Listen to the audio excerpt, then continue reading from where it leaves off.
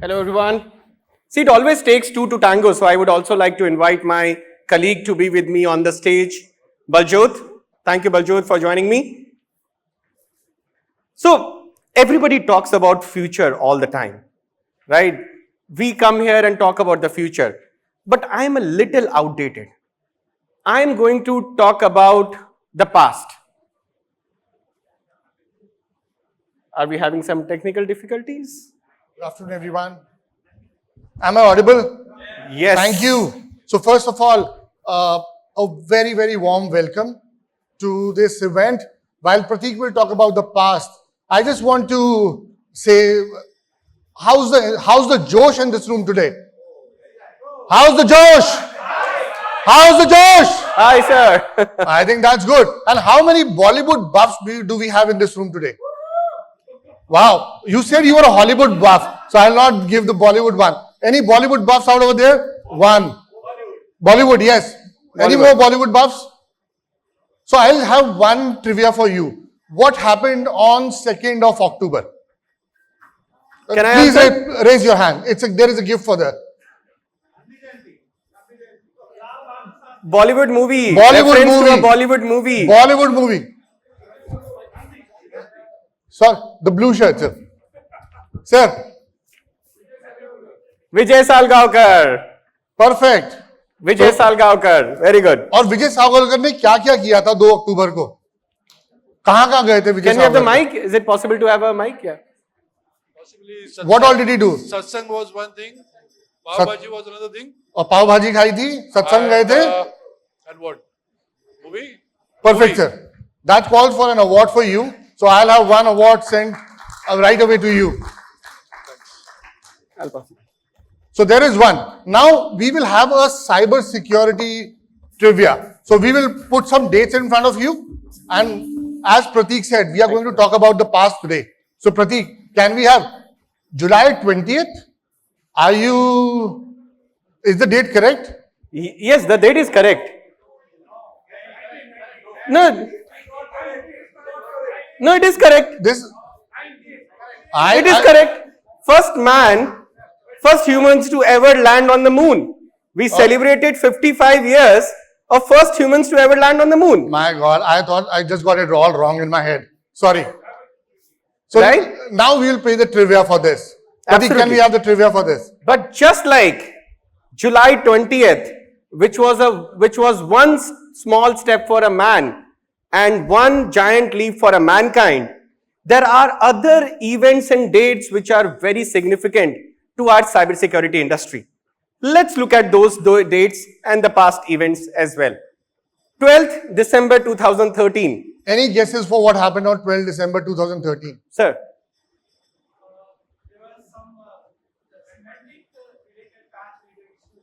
Semantic is the right word I can say, but something more happened. No, so there was a patch released from Semantic, Yes. and there was a large scale incident Deployment happens of that. across industry, across the thing. yes, So that is was also the- one of those. But for yeah, me, yeah. that was the day for security professional. ना? Any other would like to take a guess on 12 December? तो बनता है यार क्या? And ye gift, if nobody is able to guess this one, this gift is yours. Any other guesses? Was it? Target attack happened attack and happened. detected by the third parties on 12th of December when they were breached for more than 3 to 4 months. But this gift goes to him because this is an accurate, a good enough, Sir. a very close enough description of it. The second date, Thank you. 21st October 2016. No, not Petya. Sorry, no, not Petya. 21st Something October. around botnet. Again, a very famous attack in the cybersecurity Something industry. which we all were very active users on Facebook back then, and Facebook was not accessible. Dying DNS attack. Dying DDoS attack. Yes. Dying DDoS attack. Sir, I think sir gets the award for that. The Sir, I dying will just hand it over DDoS to you. attack. The Mirai botnet attack. I'll just give it to sir. Yes. You take the third one. This one is the easiest. 12th May 2017. WannaCry. WannaCry. Can we have the gift? WannaCry? Who said WannaCry?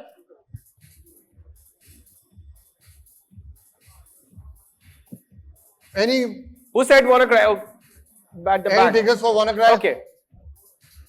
And the last one, 19th July 2019. I know you may be waiting for 2024, but this is 19th July 2019.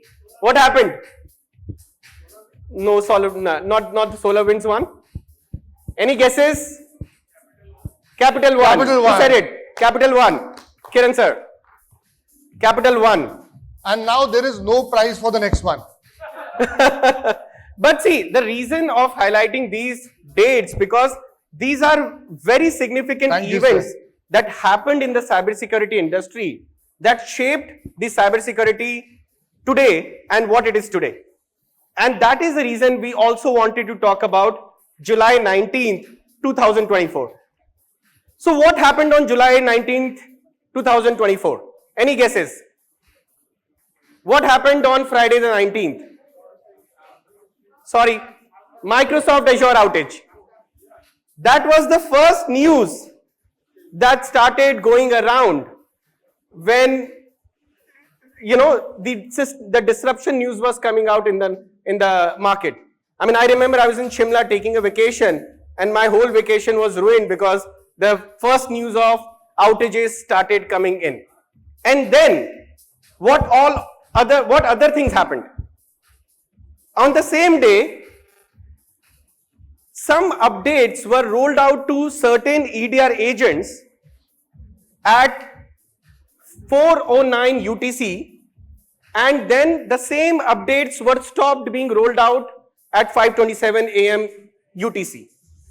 Within this 1 hour 18 minutes, what all happened? The systems, the Windows systems that received this update, they started showing blue screen of death. Major disruption started happening across the globe.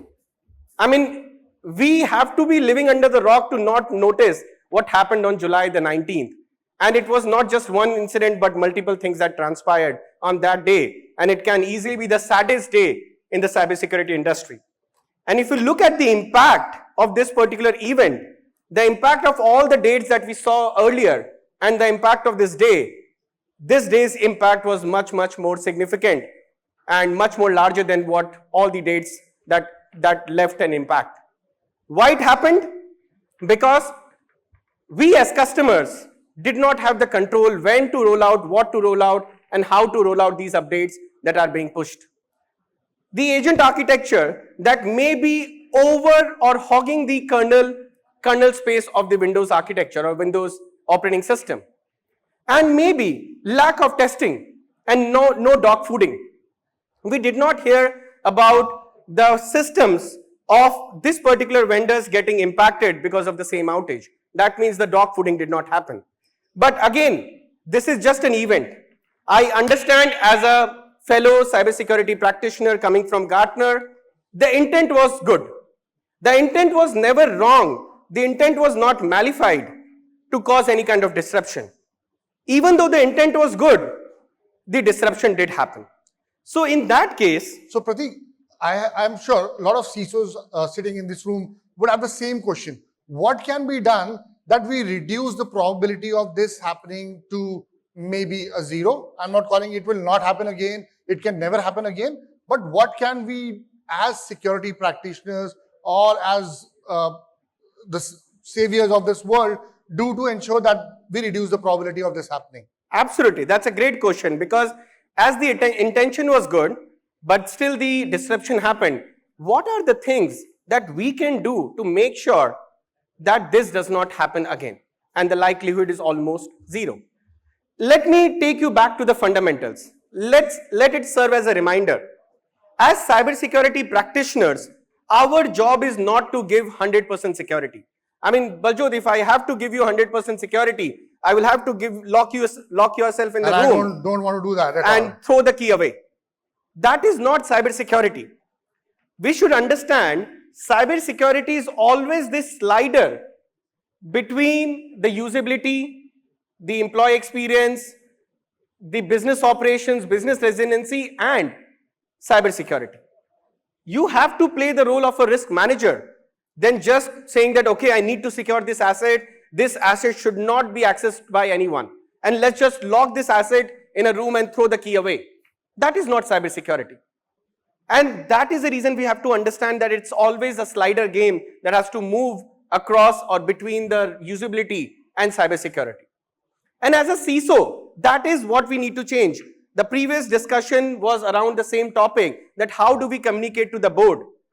When we go to the board and say that we are going to stop, we are going to act as a blocker for all your business initiatives, that is when things go bad. That is when things go down south. We have to play the role of an enabler. We have to evolve from being a manager of technology, manager of security, to a risk manager, to also seen as a growth agent, an agent that can help you establish trust in the organization, help you increase the resilience in the organization. It is very important. But Pratik, when you look at what is happening at the bad world, what the hackers are doing, they have no morals. They have no, probably they have no boundaries to play in. And as defenders, we have all the boundaries. We need to ensure that our consumers are happy. We need to ensure that our internal customers are happy. How does a CISO look at it from that perspective, from Absolutely. a bad angle perspective to being the defenders? What can be done? Easier said than done, right? I mean, it's very easy to build a presentation and a slide and talk about it, but it's not very practical to do that. And you are very much right about the threat landscape. In fact, I wanted to talk about this threat landscape, but as we are running short of time, this is a report that we published and we publish every year, which talks about different ransomware threat actors, how prevalent they are, and how they are launching these attacks, and what are the current trends in the market. Now, Pratik, you are making me afraid. You are making me look at all these ransomware, talk about all the new names, Royal, Black Cat, Lockbit, which we have heard.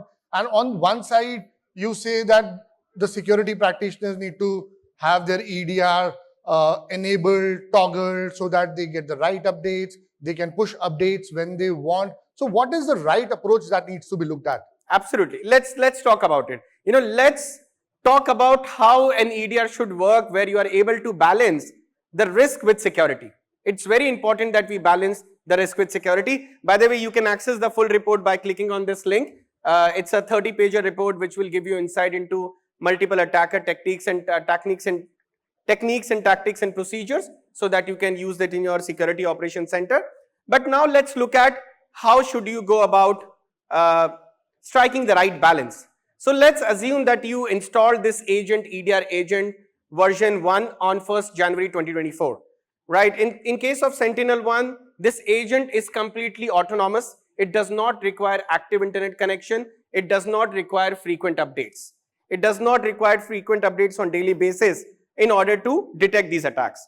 And this agent lifecycle is 15 months. So let's say, you are only upgrading the agents after 15 months, as the agent is supported for 15 months.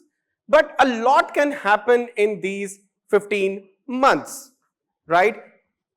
Let's say that you are getting your continuous coverage of detection and response without requiring any update coming from SentinelOne or any vendor for that matter.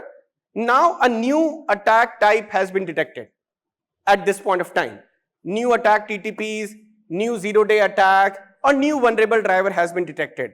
So now as a CISO, I would be worried, because the last time the security content was pushed, the systems were impacted. How should I make sure that this time, if I have to secure my systems from these new attacks, I do not want to impact my systems. I do not want to have any kind of business disruption whatsoever. How should I do that? That's where you have two options. These two options will help you strike the right balance. The first one, live security updates. What is live security updates? Whenever there is a new attack that has been discovered or has come to light, that update for that particular TTPs is being pushed through the agent.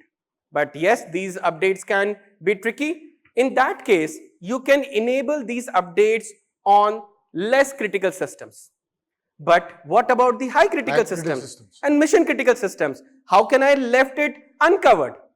That's where managed threat hunting comes into the picture. In order to make sure that your systems are still protected against those latest of the attacks, you can enable managed threat hunting on these systems, which will cater to the newest attacks which your agent may not be capable of detecting at this point of time. And once you have done your testing, thorough testing of these live security updates on less critical systems, on multiple sample systems, then you can enable live security updates on mission critical systems. And that's how you will be able to get continuous coverage across your EDR versions and across your entire EDR life cycle without compromising the resilience of your of your systems. And that is how you strike the right balance. Baljot, any questions? I think that's a very great approach to have. So we look at all the systems which are not mission critical to have the live security updates there, and all machines which are mission critical to enable the managed threat hunting till we are able to push the live security updates. So I think that's a great approach. Absolutely. I know we are over time, but I'll just take 30 to 45 seconds. This is what we believe in: building resilient security. That is the SentinelOne code. Balancing resiliency with security. This is a paper that we have written on the same topic. Feel free to scan the QR code. That will give you access to that report. Don't worry, it won't take more than 30 to 45 seconds here. That is the code. The first SentinelOne code is secure by design agent architecture. We only hook to the kernel wherever it's necessary for anti-tampering capabilities and monitoring capabilities. We don't over provision on the kernel. Then we do provide dog fooding, or we do dog fooding before we roll out any update to the customer. Before we roll out any update to you, we will do this within our organization. And we are a large organization, 2,500 plus employees using all the operating systems possible. So we see whether whatever we are pushing is having any business impact or not.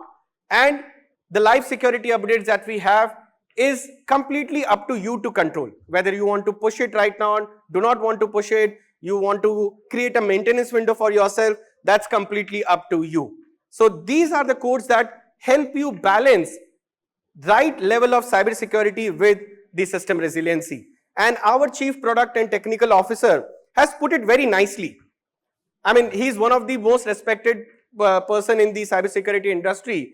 He understands because of the software fallacy. Yes, it can happen. Wrong code can go untested, or even after testing, something can happen. But the way you push these updates and roll out these updates to your customers, to your partners, that makes a lot of difference. And because of these compensatory controls, the risk of any disruption can be practically zero. So that is the SentinelOne code we wanted to talk about. And thank you very much for your patient listening. We will be right outside, and we are happy to have a conversation on these topics. And thank you very as much. they say, the most important thing that you can give to anyone is your time. So thank you for giving us your time, listening to us. We are just outside the room. Feel free to interact with us. Feel free to ask any questions, anything that you have. We are just outside the room, and we look forward to a great event for the next 2 days. Thank you, everyone. And let's take Thanks a a picture. lot. So, Yes, let's take a picture with everyone. Can we Can say you all cheers, please- please? cheers! Thank you, everyone.